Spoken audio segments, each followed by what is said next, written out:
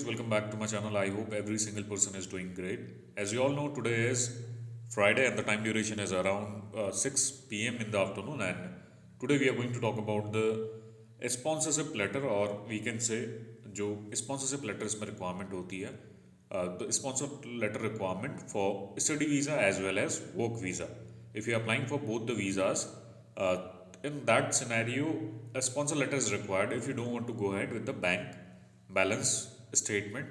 अगर आप अपना बैंक बैलेंस स्टेटमेंट रिक्वायर्ड आपने अपना मेंटेन नहीं करा है या फिर कुछ प्रॉब्लम हो जाता है, इस केस में एक ऑल्टरनेटिव आपके पास एक और रहता है, वो होता है आपका स्पॉन्सर लेटर।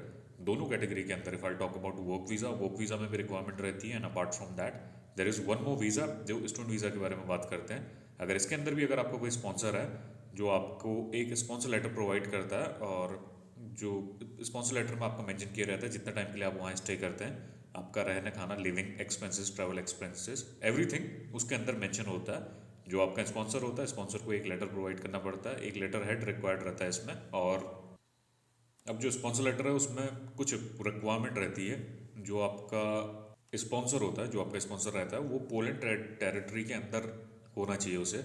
अगर पोलैंड के अंदर रह रहा है तभी आपको स्पॉन्सर लेटर प्रोवाइड कर सकता है, otherwise there are so many question arises regarding this. अब इंडिया के अंदर जो है, या फिर if I talk about Nepal, Sri Lanka and Pakistan, apart from that Bangladesh and other countries जो थर्ड नेशनल कंट्रीज हैं, अगर डेवलपिंग नेशन की बात करूं तो इसमें क्या होता है, जो स्पॉन्सर लेटर की रिक्वायरमेंट है हर कंट्री की चेकलिस्ट डिफरेंट रहती है। अगर मैं इन कंट्रीज़ की बात करूं तो जो स्पॉन्सर होता है, स्पॉन्सर को आपको स्पॉन्सर लेटर प्रोवाइड करता है, वो पोलैंड के अंदर उसका रहना, अगर पोलैंड के अंदर रह रहा तो तभी वो आपको प्रोवाइड कर सकता है, अदरवाइज वो स्पॉन्सर आपका वैलिड नहीं माना जाता। क्योंकि जो स्पॉन्सर होता है, sponsor can be a friends relative जो आपके पोलैंड टेरिटरी के अंदर रहते हैं, और अगर पोलैंड के बाहर या यूएस में रहते हैं या इंडिया में रहते हैं तो फिर वो लोग आपको स्पॉन्सर नहीं कर सकते हैं। अगर जो स्पॉन्सर है, स्पॉन्सर का जो आपको पोलैंड की टेरिटरी के अंदर है ना, मस्ट रिक्वायर्ड है, अदरवाइज जो स्पॉन्सर लेटर आपका वर्क नहीं करेगा। अगर आपका स्पॉन्सर यूएस के अंदर है, यूएस के अंदर से या फिर कोई और अदर कंट्रीज़ में जो आपका स्पॉन्सर रहता है, तो फिर स्पॉन्सर लेटर उस कैटेगराइजेशन के अंदर वर्क नहीं करता।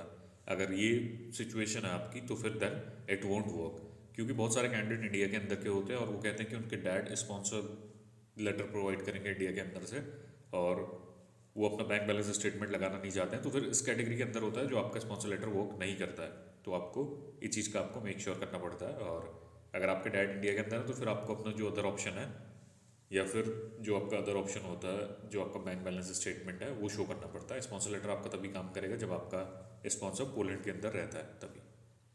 अगर जो आपका स्पॉन्सर पोलैंड में रहता है तो फिर आप वर्क वीज़ा के लिए अप्लाई करते हैं, या फिर आपका, मैं कह सकता हूँ, स्टूडेंट वीज़ा के लिए आप अप्लाई कर रहे हैं। तो इस केस में क्या होगा, अगर वो वहाँ से स्पॉन्सर लेटर आपको प्रोवाइड करता है, एक लेटर हेड होता है, उसमें सारा मेंशन करके देता है। और अगर आपके पास आता है तो आप, अगर आप पे बैलेंस स्टेटमेंट, अगर स्पॉन्सर लेटर आ जाता है तो फिर आपको बैंक बैलेंस स्टेटमेंट लगाने की रिक्वायरमेंट नहीं है।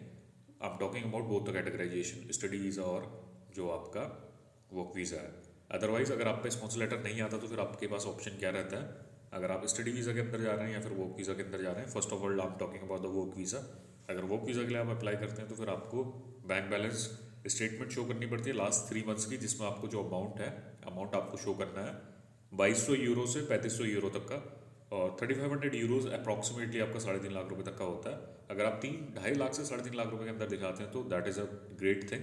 अगर आप पोलैंड के लिए अप्लाई कर रहे हैं, अगर आपने पोलैंड जाने का प्लान बना लिया, तो मैं आपको बोलूँगा कि आप क्या करना, जैसे ही अपना पोलैंड के लिए अप्लाई करते हैं तब से अपना स्टेटमेंट आप मेंटेन करना स्टार्ट कर दो। अदरवाइज जैसे ही आप अपना एक बार वर्क परमिट अप्लाई करते हैं तो फिर 3 महीने के अंदर आपका वर्क परमिट आता है, फिर आप अपॉइंटमेंट के लिए अप्लाई करते हैं, तब तक आपका बैंक बैलेंस मेंटेन होता है और आपको कोई प्रॉब्लम नहीं आता। अभी प्रॉब्लम क्या है कि बहुत सारे कैंडिडेट के पास वर्क परमिट आ गया, अपॉइंटमेंट का वो लोग वेट कर रहे हैं, आधे लोगों ने अपॉइंटमेंट परचेज कर भी लिए हैं या फिर उन्होंने अपॉइंटमेंट बुक कर दिया। प्रॉब्लम ये है कि उन लोगों का जो बैंक बैलेंस स्टेटमेंट है वो मेंटेन नहीं है, they have not maintain the bank balance statement. Now the problem is there are high chances of getting the rejection on point number 3। अगर आप उनके पास बैंक बैलेंस स्टेटमेंट नहीं है तो then there is only one option left, that is वो bank balance certificate लगा सकते हैं। बैंक बैलेंस सर्टिफिकेट लगाते हैं तो फिर उसमें रिजेक्शन आने के चांसेस हैं।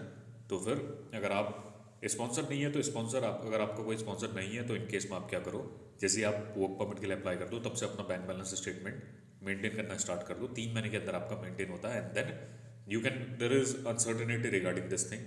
अगर आप पोलैंड का प्रोसेस अप्लाई कर रहे हैं तो जो फिर वर्क परमिट आने के बाद आपको अपॉइंटमेंट कभी भी मिल सकता है, अनसर्टेनिटी है, कोई फिक्स टाइम नहीं रहता। अगर आप पेड अपॉइंटमेंट के थ्रू जाते हैं तो फिर अगर कोई जेन्युइन एजेंट आप पकड़ते हैं पेड अपॉइंटमेंट के थ्रू जाते हैं तो फिर आपको चांसेस है कि जल्दी मिल जाए। अदरवाइज अगर मैनुअल देखें तो मैनुअल का अनसर्टेन होता है, आप इतने बार लॉगिन करते हैं, कोई इसमें श्योरिटी नहीं होती कि आपको अपॉइंटमेंट मिल ही जाएगा।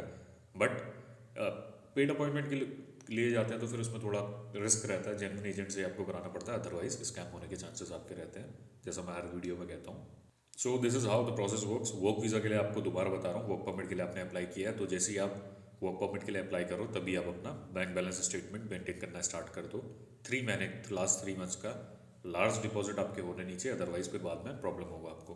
अगर अपॉइंटमेंट मिल जाएगा तो फिर आपको जैसे मैंने बता रखा एक ही चीज़ होती है, फिर आपको कोई ऑप्शन नहीं रहता। बैंक सर्टिफिकेट लगाते हो, बैलेंस सर्टिफिकेट, उसमें रिजेक्शन आने के आपके हाई चांसेस हैं। Apart from that if I talk about study visa, study visa के अंदर 2 आपके सिनेरियो रहते हैं। अगर आपको कोई स्पॉन्सर है तो स्पॉन्सर लेटर आपको प्रोवाइड कर देगा, उस केस में आपको बैंक बैलेंस और बैंक बैलेंस स्टेटमेंट लगाने की ज़रूरत नहीं रहती। और अगर आपको कोई स्पॉन्सर नहीं है तो फिर आपका एक सेकंड ऑप्शन क्या रहता है कि आप bank balance requirement student visa में ऐसा होता है कि क्रेडिट कार्ड आपको शो करना पड़ता है। क्रेडिट कार्ड में अप्रॉक्सीमेटली लिमिट आपकी 5 से 7 लाख रुपए होनी चाहिए। Apart from that, to be on a safer side, आप बैंक बैलेंस स्टेटमेंट शो कर देते हैं 2 से 3 लाख रुपए का। और अगर क्रेडिट कार्ड की बात करूँ तो क्रेडिट कार्ड अगर आप दिखाएंगे तो उसमें कोई रिक्वायरमेंट ऐसी रहती नहीं है, एक आपको सर्टिफिकेट शो करना पड़ता है। अगर आपको कार्ड मिलेगा तो उसमें आपकी स्टेटमेंट वगैरह निकालोगे, उसमें आपकी जो लिमिट होती है वो आपको सर्टिफिकेट लगाना पड़ता है उसमें, और वो आपका स्टेटमेंट ईजिली निकल जाता है। एंड अपार्ट फ्रॉम दैट, अगर आप स्टूडेंट हैं तो फिर आप एफडी के अगेंस्ट अपना क्रेडिट कार्ड इशू करा सकते हैं। अगर आप 5 से 6 लाख रुपए की एफडी करते हैं तो उसके बेसिस पे आपको क्रेडिट कार्ड मिल जाता है। अगर क्रेडिट कार्ड आपको मिलता है तो फिर आप अपना स्टेटमेंट शो कर सकते हैं। अपार्ट फ्रॉम दैट 2 से 3 लाख रुपए की आप स्टेटमेंट शो कर देते हैं to be on a safer side, तो हाई चांसेस होते हैं आपका जो फाइनेंशियल जो पॉइंट होता है उसमें रिजेक्शन नहीं आता है। और जो मैंने सेकंड आपको चीज़ बताई थी, अगर जो इंडिया से बहुत सारे स्टूडेंट ऐसे होते हैं कि वो कहते हैं कि क्रेडिट कार्ड हम अपने फादर के नाम पे दिखाते हैं, वो वर्क नहीं करता।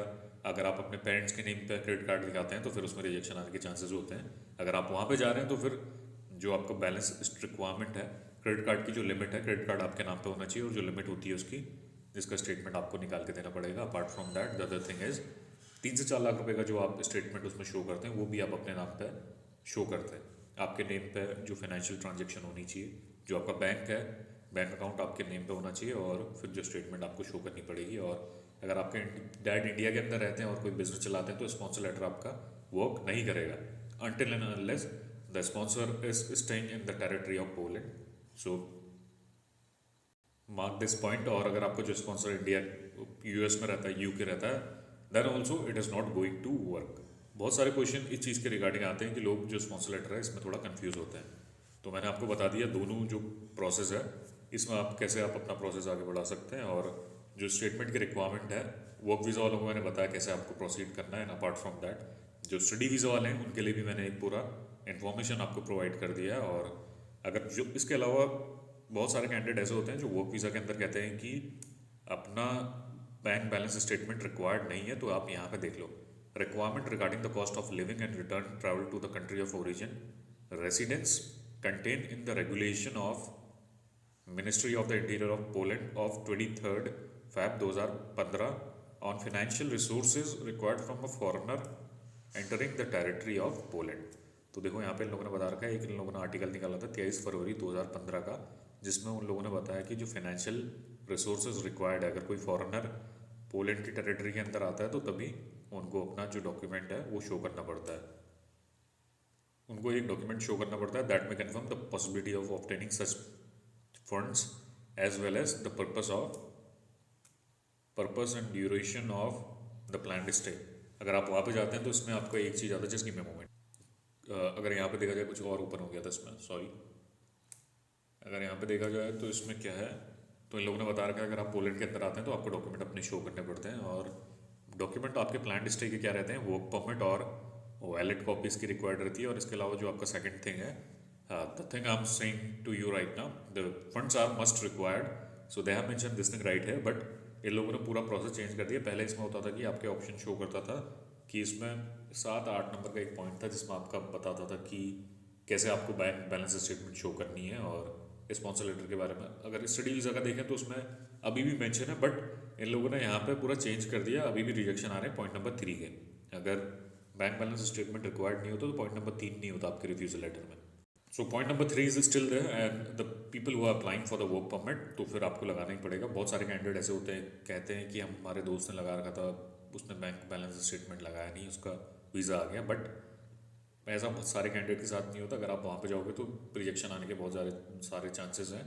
आपके डॉक्यूमेंटेशन पे भी डिपेंड करता है, और मैं आपको कहूँगा कि आप जो भी डॉक्यूमेंट है इसमें ज़रूर लगाएं। और कल मैं एक सेशन बनाऊंगा जिसमें आपको वर्क परमिट के बारे में बताऊंगा। अभी थोड़ा वर्क परमिट में प्रॉब्लम भी आ रहा है, रिजेक्शन भी आ रहे हैं, so you have to keep in mind the few things. On the basis of that आपको अपना प्रोसेस आगे बढ़ाना है। और अभी अपॉइंटमेंट के रिगार्डिंग आप मंडे से बात करेंगे, वेंसडे को आपका स्लॉट ओपन होता है, और उसके अलावा चेक करने में या फिर आपको इन्फॉर्मेशन ज़बरदस्ती प्रोवाइड करने में, I think that is not worth at all. If you applying for the study visa categorization, Monday to Friday आप चेक करो, और वर्क वीज़ा के लिए वेंसडे को देखते हैं क्या सिनेरियो होता है। और अदर कैटेगराइजेशन है, कभी भी आप चेक करो, that is not a big deal, they can release the slots any time. और अगर आप अदर कैटेगराइजेशन में स्लॉट्स वगैरह चेक करें तो ईजिली आपको मिल जाएंगे। And if you planning for tourist visa as well, तो उसके रिगार्डिंग भी मैं एक चेकलिस्ट बनाऊंगा अपार्ट फ्रॉम दैट।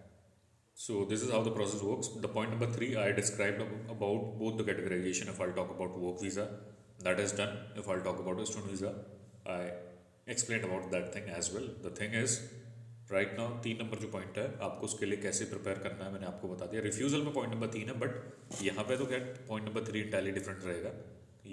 3 नंबर यहाँ पे चेकलिस्ट का है, but if I talk about refusal letter, जो नंबर है आपके इंटायरली डिफरेंट है। सो on the basis of that, I'm just providing you the clarification. Apart from that, tomorrow I'll talk about the work permit. The work permit are getting rejected. Apart from that, they are removed from the database, or they are not long, they are not any longer valid. So there are few things regarding the process that I just want to disclose with you. So today I talked about bank balance statement, a sponsor letter. I think there are many of the candidates, they kept on asking question regarding the sponsor letter and all. I think this thing is covered right now, and apart from that, I'm going to tell you information regarding the next process as well. Thank you guys. Have a nice day.